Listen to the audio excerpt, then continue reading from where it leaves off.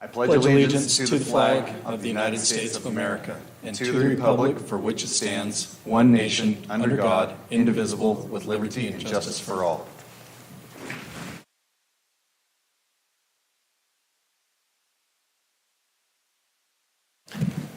Thank you, Mayor. Let the record reflect that all council members are present. Thank you, sir.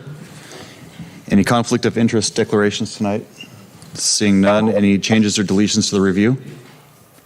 No change or deletions, Mayor. Thank you. The public comments. Any person wishing to speak on an item not listed on the agenda might do so at this time. Pursuant to the Brown Act, the City Council is not allowed to consider issues or take action on any item not listed on the agenda. 3 minutes are typically allotted to each speaker. Is there anyone in the audience that'd like to make a public comment? Seeing none, we'll move on. C, communications. Public written communications sent to council on items not listed on the agenda may be discussed at this time. Written communications to be discussed will be listed below, if any. We have a couple. Does anyone want to discuss any of them? Seeing none, we'll move on to the student liaison report. Keiko, how are you? Okay, here's my report.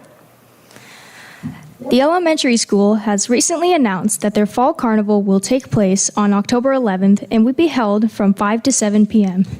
It is $5 for a wristband, and each will give complimentary hot dogs, chips, and drinks. There will also be other attractions such as games, prizes, face painting, and more. The middle school's Pick a Day fundraiser is reaching its last week, ending September 30th. How this fundraiser works is that participants can pick a date and donate the corresponding amount of money on the calendar. September 9th means $9, 10th means $10, and so on. A Scholastic Book Fair is also currently happening this week. It will be open all week from 2:45 to 4 p.m., except for Wednesday when it was open from 1:15 to 2:30 p.m. The high school art class has begun their task of creating new large-scale paintings to display throughout the school. After some of the pre-existing paintings being almost 15 years old, it's about time for a little nuance. Apart from classes, many clubs are beginning their first few activities of the year. Key Club has recently had their annual bake sale at Zinni's Diner, where members were tasked with baking a dessert and auctioning it off to the Cloverdale Kiwanis members or anyone else who was interested. Around $700 was raised in that event. Interact Club has also had its first event of the year, being the Russian River Cleanup.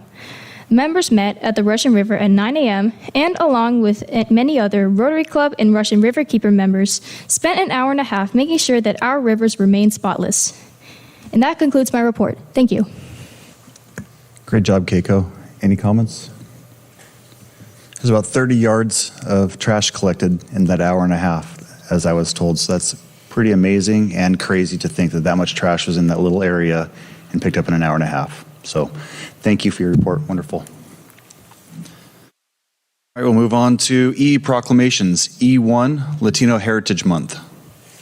A proclamation of the City Council of the City of Cloverdale proclaiming September 15th, 2024 through October 15th, 2024 as Latino Heritage Month.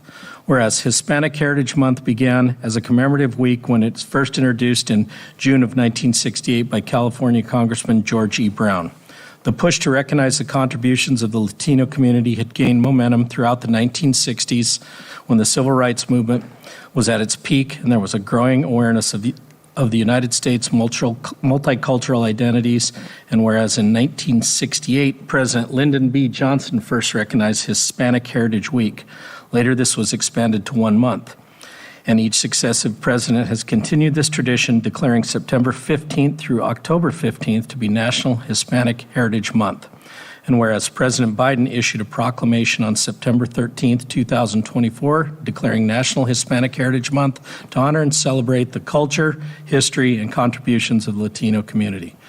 Whereas Governor Gavin Newsom issued a proclamation on September 15th, 2024, declaring September 15th to October 15th, 2024 as Latino Heritage Month in the state of California.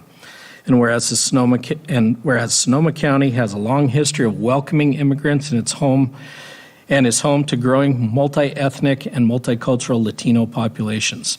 And whereas the diverse Latino population of the County of Sonoma makes a significant economic contribution and has many profound positive influence on our community through strong commitment to family, faith, education, hard work, vibrant culture, and service.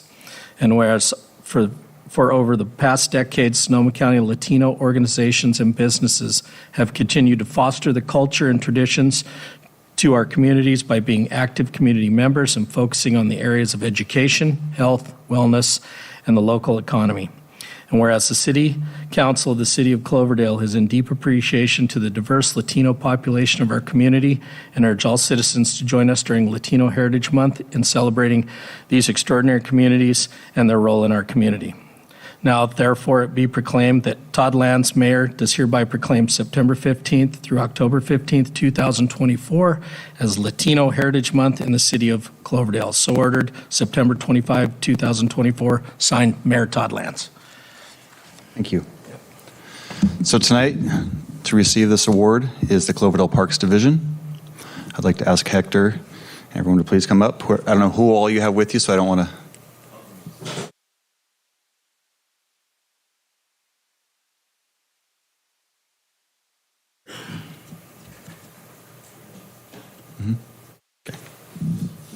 Get it.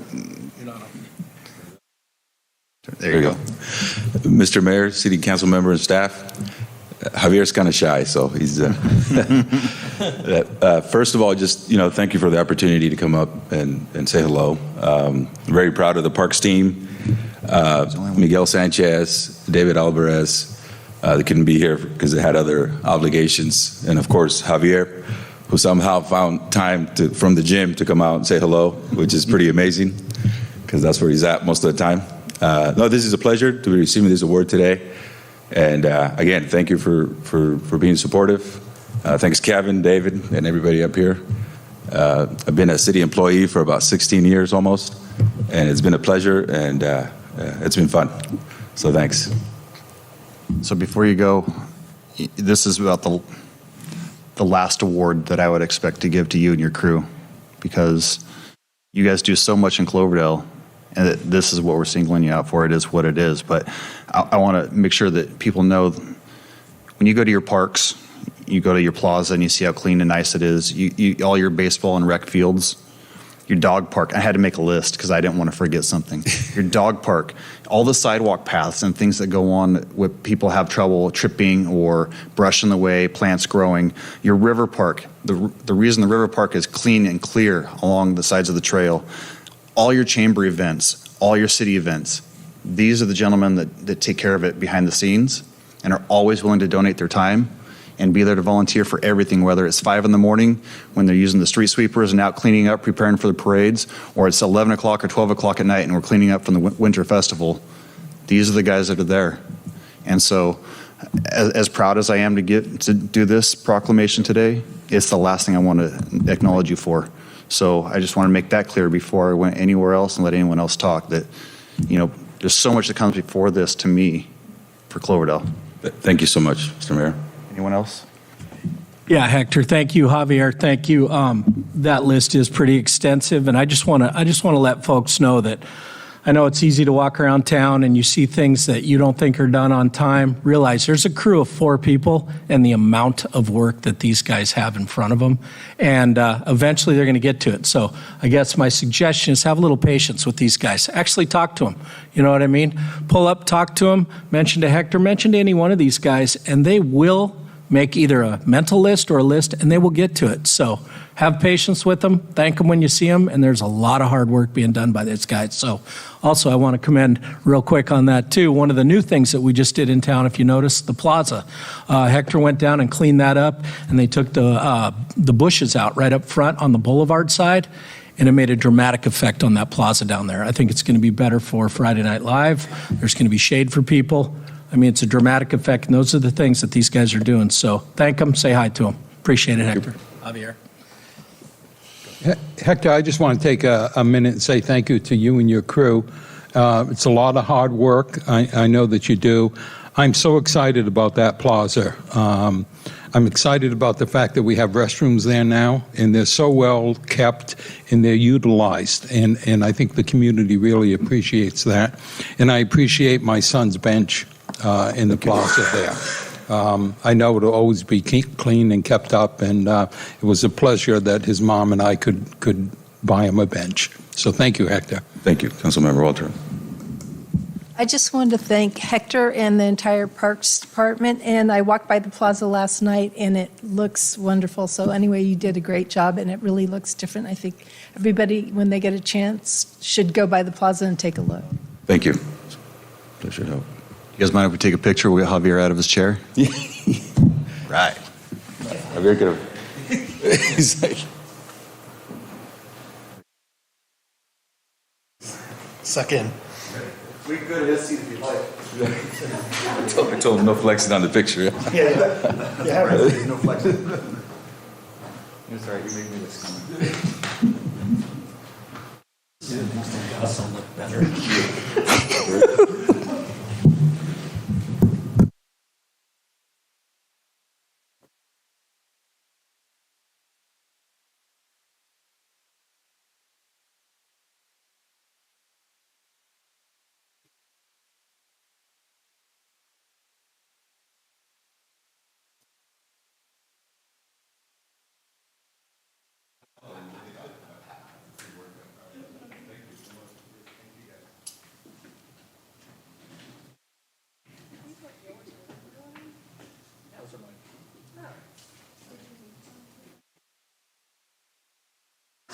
Oh, I just saw the keys in that. That's my stash. That's funny. Stage back here. All right.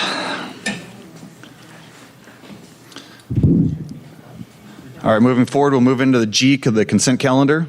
All items under the consent calendar will be considered together by one action of the City Council unless any council member or member of the public requests an item be removed and considered separately. Is there any items that the council would like to pull? Seeing none, is there any items that the audience would like to pull off the consent calendar? Seeing none, I'm open to a motion. To approve. Second. All right, we have a motion and a second. I didn't hear it on the mic. Who was the motion? Vice Mayor is the motion. Councilmember Bagby is the second. Councilmember Bagby? Aye. Councilmember Morgenstern? Aye. Councilmember Wolter? Aye. Vice Mayor Wheeler? Aye. Mayor Lands? Aye. Passes 5-0. Thank you. We'll move into I, new business. I-1, receive the report on city's inclusionary housing ordinance and in lieu fees.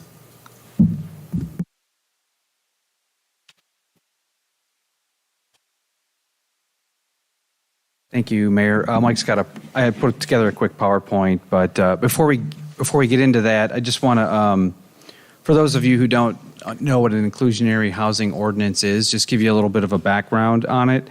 It's an ordinance in the city zoning code that requires new development to contribute to the city's affordable housing, and there's a number of ways they can do that, either through the payment of a fee or the actual creation of housing units that would be included within that development.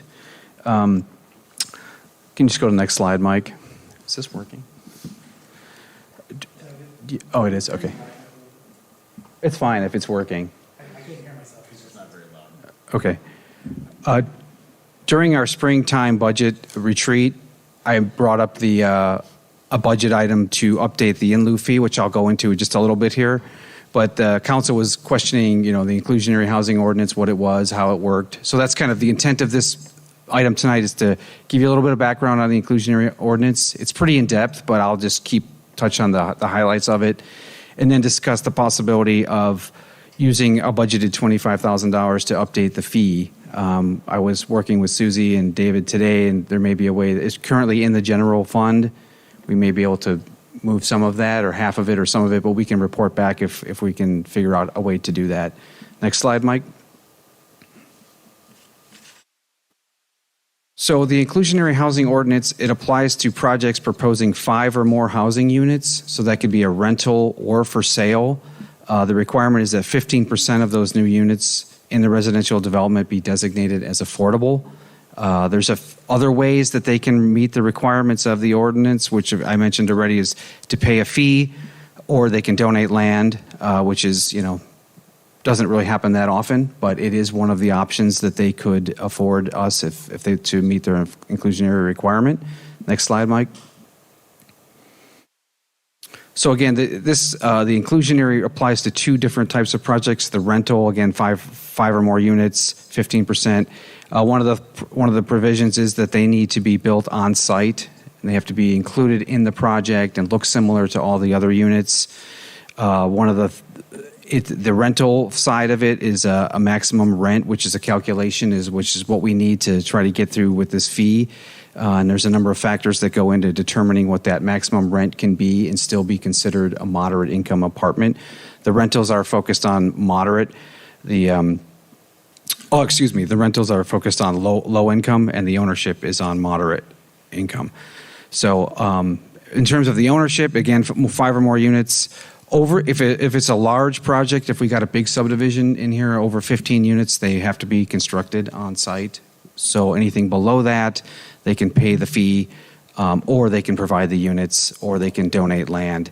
And to donate the land, there's a whole formula in there. We'd have to determine, the value and see how that equated to what they would be otherwise obligated to do. Next slide. So just real quick, the rental has to be a lower income, 60% of AMI. That's the area median income, 15%. Some of these are a little bit of a repeat. One of the things in the ordinance is that these requirements are for the life of the project. So sometimes you'll see in affordable housing projects 55 years, 45 years, things like that. In our ordinance, it's actually the life of the project. Inclusionary units, so they could build units in a larger subdivision and sell those for a price that would be determined through what we're asking the council to approve tonight, which is the fee study. So that there's a couple things that go into that study. There's a moderate income household level. They can spend 30% of that on a mortgage. So that's where, the moderate goes up to 120% of area median income. So there's numbers involved that do change from year to year. One of the requirements of the for sale units is that when they sell that unit, they enter an agreement to get the unit. When they sell it, they have to sell it to folks of the same income. So it would be that in that way we could keep it affordable for a longer time. Next slide. In terms of updating the in lieu fee calculation, there's a couple things we're trying to accomplish. One is to get to that rental calculation. We do have Ledson coming online, who is on the hook for 2 affordable units. So he's been asking, and we may be able to work something out with him, but we also need to give him the numbers. And so part of getting this in lieu fee calculation completed, we'll be able to determine what the maximum rent he can charge and still be considered a moderate income unit. I kind of mentioned already the for sale units, it's a little more complicated. It's a 15% difference of what they could pay for and what it costs, 15% of that, if that makes sense. So if a moderate income family could afford $200,000 and they're selling the houses for $400,000, the fee would be 15% of that difference. So we do need to get into the numbers, and so that could change a little bit depending on the sale price of the unit itself. So next slide, Mike. There's a lot more in the ordinance. There's some talk about larger subdivisions of 2 acres or more and the donation of land. There's things like fractional remainders. If a developer is on the hook for 2.5 units, do we round up? Do we round down? How do we handle that fractional remainder? That's all in there. There's a lot of other things, but our goal tonight is to answer any questions you might have about the ordinance. I don't think it really needs any amendments at this time. It was amended in 2017. If there are some amendments, we can always do that if something comes up that doesn't make sense or we want to amend. And then we're trying to get direction from the council for us to pursue the updating of the in lieu fee. Thank you, Kevin. We'll go around the table. Questions, comments? Anyone?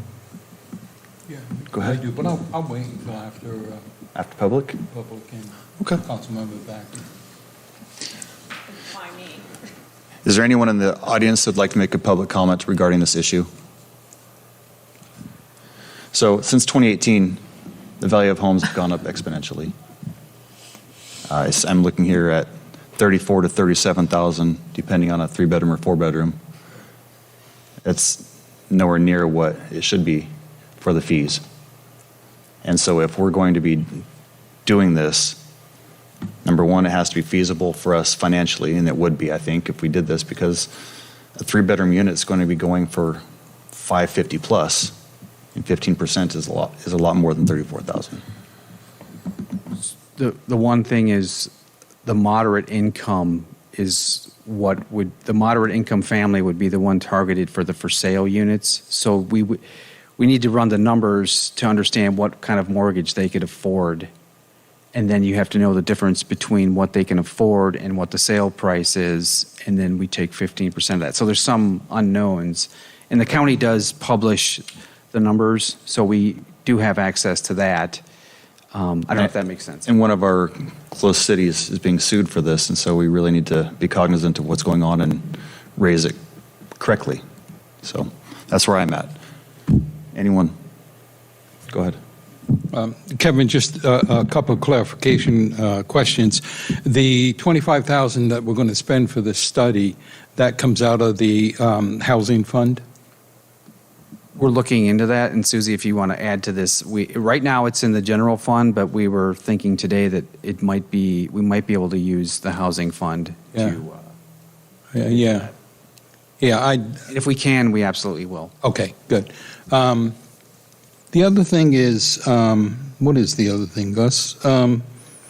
I would really, and I think you and I had talked about this, and I know I spoke to David about it, I would prefer to have the developer build the units and not give them the option, 15 or under, to pay in or build. We have a pretty big hefty balance in our housing fund, if I'm not mistaken, a couple million. Am I wrong with that, Susie? We have 168,000.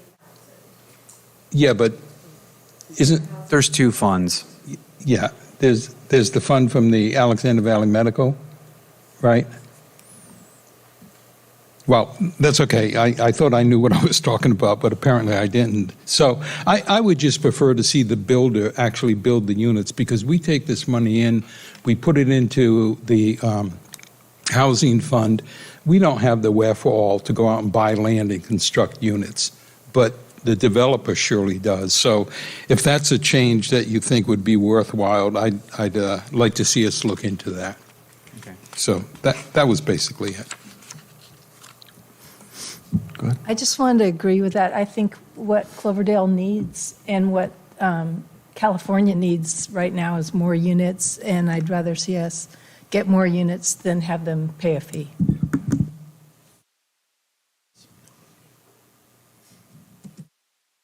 Bagby, anything? We're going to open it up for public comment. I already did, and I brought it back to us. Well, I think the item before us is actually pretty simple. It's just whether or not to do the update. The update hasn't been done since 2017 or 2018, and what I would want to see is us kind of work backward from those county numbers, and that's how we're going to get it. And if you think that it's going to be legal to pay for it out of the housing fund, I think that's a really good use of that fund. Would leave the general fund untouched for this, but it's definitely time for an update. So I think it's kind of a no-brainer. This is just really updating policy. And we've had that discussion which is a completely different discussion about what our preference is. This is really just updating that inclusionary fee. So I'd be in favor of moving forward with this tonight. In fact, I'll move the item.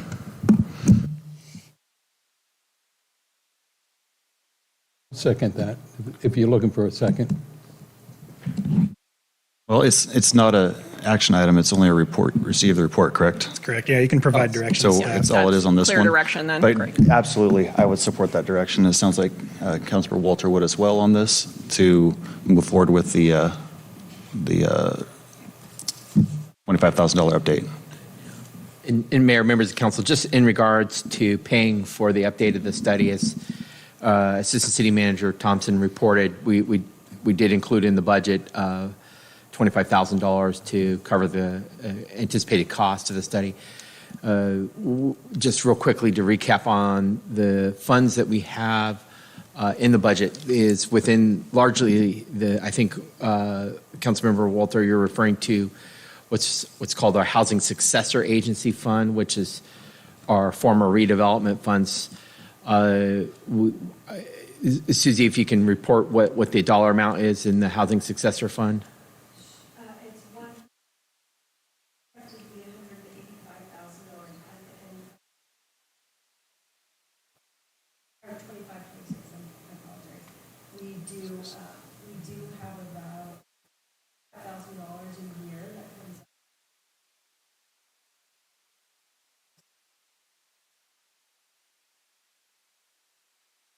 So we have about 3 years worth of expenses in that fund right now. And what our finance director is referring to is the admin fee that we collect. So that should be different than what we have in our housing successor fee for capital improvements, which is over $1 million, most of which is dedicated under a right of reverter from the Times Square, the sale of Times Square property. So at such time that Alexander Valley Wellness develops, the right of reverter goes away, and then that money would be available for actually funding capital, construction of affordable units, or could be provided to the developer as an incentive. So I'm just trying to differentiate that money, the capital money, from the admin money. I think where we'll consult with our city attorney on the use of funds. Since it's successor agency money, it should probably be applied for within the former redevelopment area. But so there might be some formula where we use half of it, but we'll try to maximize the use of it and bring that forward as part of the mid-year budget adjustment. And so just to be clear, put that on the record, the staff's direction, council's direction is move forward. We have the money in the general fund, but we'll seek every opportunity to use our housing successor funds to minimize the impact on the general fund. Thank you. Point of order. So the city manager anticipated my question is that you will need to bring this back as part of a budget amendment, and we'll see that at a future meeting. So thank you, city manager. Right. We'll move on to I-2, authorization for FAA Airport Improvement Program grant for Precision Approach Path Indicator, the PAPI, and Runway End Identifier Lights, the REIL, installation at the Cloverdale Municipal Airport. Thank you, Mayor, members of council. The item tonight is to seek really your ratification of the execution of a funding agreement that was provided by the Federal Aviation Administration as part of their Airport Improvement Grant Program, or AIP. The city has a long history of obtaining funding from FAA for various improvements at the airport. In the past, we used FAA AIP funding for PAPI lights on another portion of the airport. Every year we work on updating what's referred to as the Airport Capital Improvement Program, or ACIP, which is required to be submitted to the FAA annually to reflect those projects for which we want to obtain FAA funding for to make those improvements.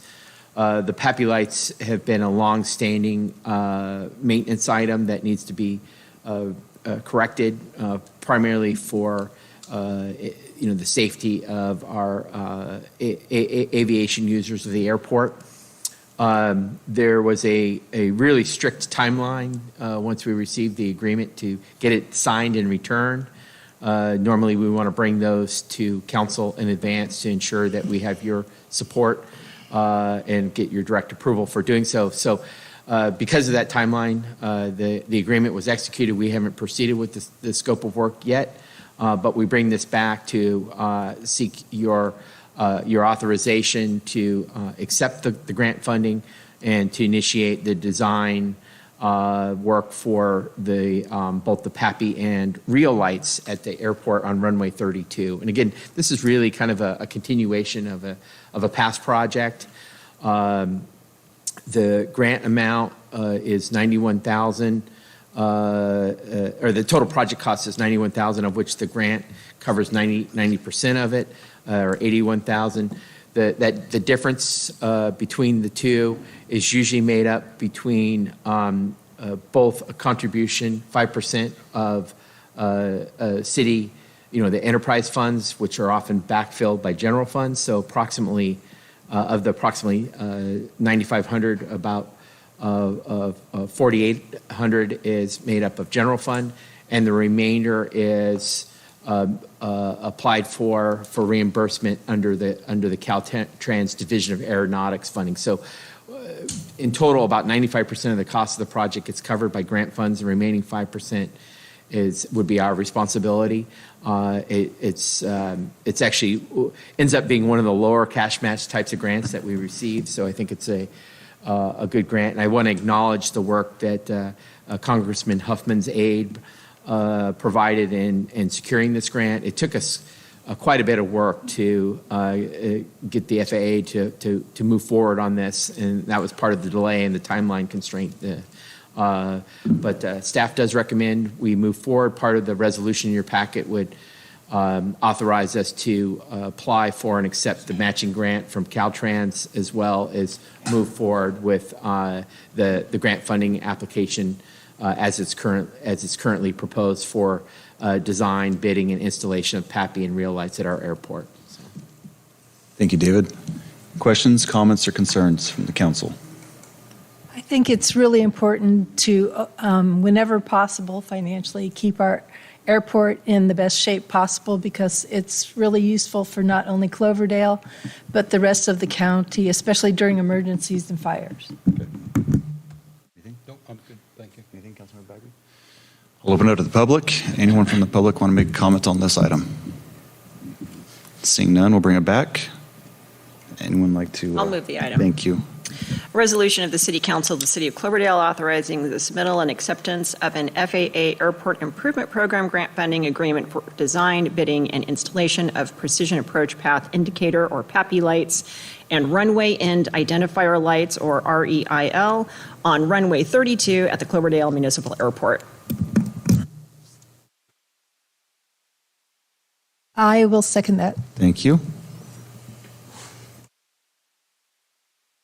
Mayor, Councilmember Bagby, Aye. Councilmember Morgenstern, Aye. Councilmember Wolter, Aye. Vice Mayor Wheeler, Aye. Mayor Lands. Aye. Passes 5-0. Thank you for making this happen. Thank you to Congressman Huffman and Caltrans to help. I3, resolution of the City Council of the City of Cloverdale approving an MOU with the Cloverdale Police Officers Association and authorizing the city manager to execute the MOU on behalf of the city. Thank you, Mayor, members of council. This item represents really kind of completion of labor negotiations with our represented employee groups. We council previously adopted what are referred to as successor MOUs with classified, with your Cloverdale dispatcher group, as well as unaffiliated. But the POA is the last represented group that had an existing MOU which expired June 30th. So after significant labor negotiations with our team and their representative, we met in good faith and we reached a tentative agreement.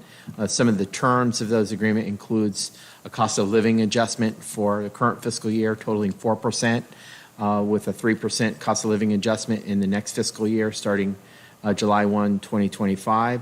Part of the negotiations was a modification in the healthcare plan, moving from what's referred to as the EPO 250 to the EPO 500 plan, which offsets some of the cost increases associated with the COLA, as well as a number of other administrative changes regarding leave balances. There was some changes to address prescriptive receipts requirements with respect to IRS, as well as other change in some of the leave language, wellness incentives, and incentive pay.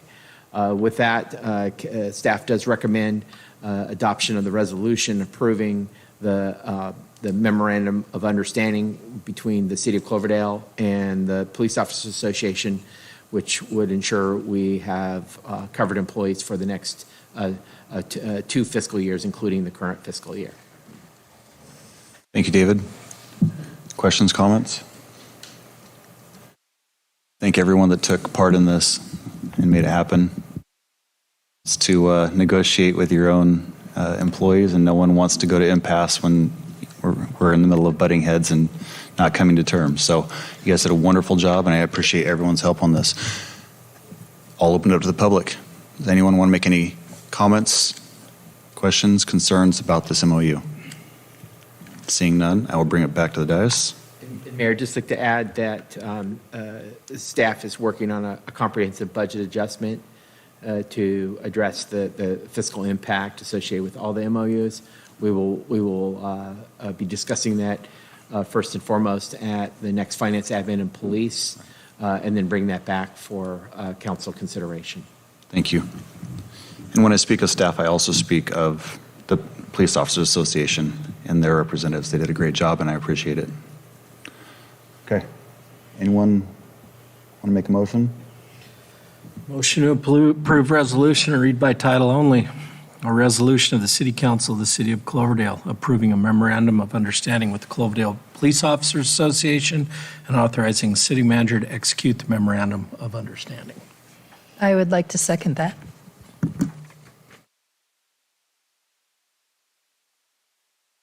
Councilmember Bagby, Aye.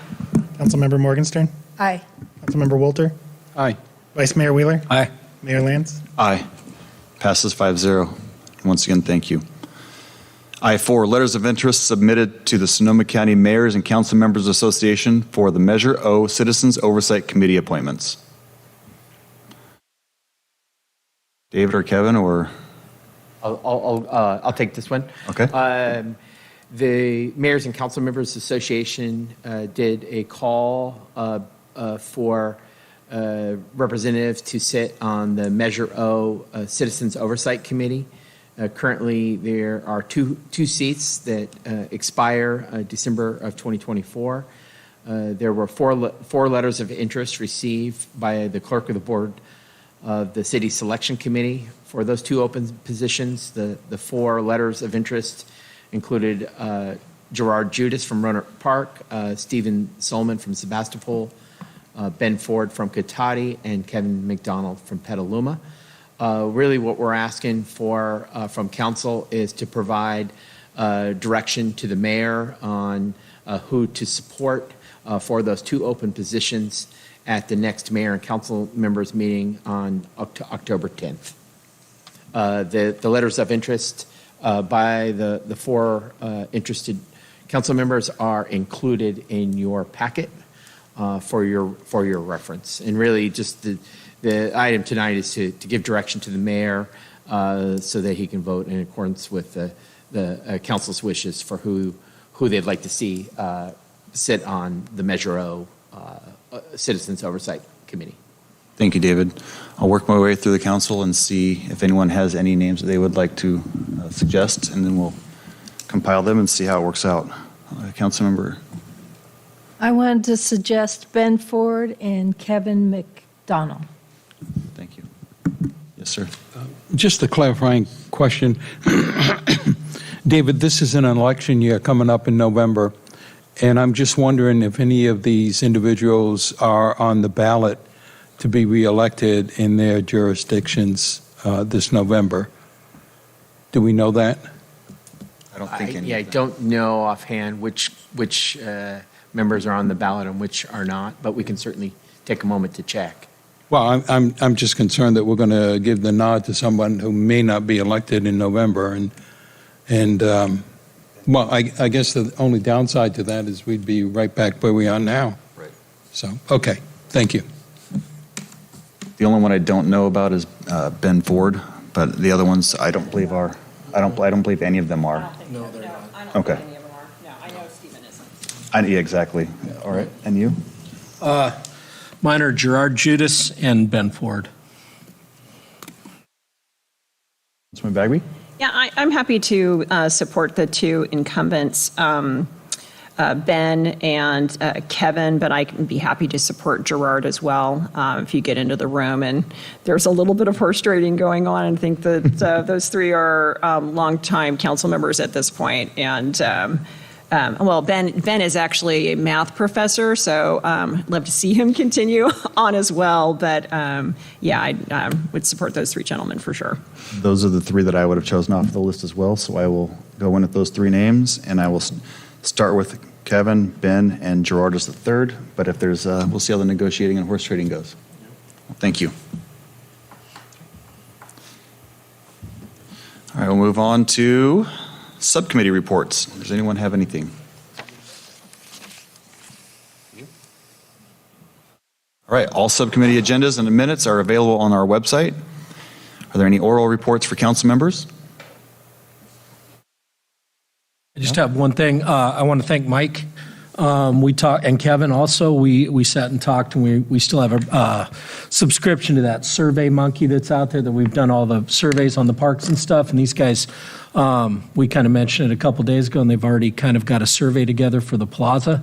We're going to be doing the same thing we did with Ferber Park, getting community suggestions and see how we want that plaza to evolve, and that kind of coordinates with also the parks. And sorry, Hector, to add something else to you, but I think the plaza's looking awesome, and the more we can do down there and make this community proud of it, I think we're going to have a better showing for all of our events down there. So that's the only real thing I wanted to get out there and mention is please participate in the new survey that's coming out. So thank you.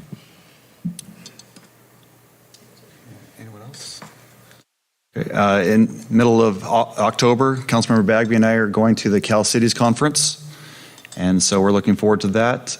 And I know that the Chamber of Commerce is working very hard on the Winter Festival right now, so be prepared for things coming out on that.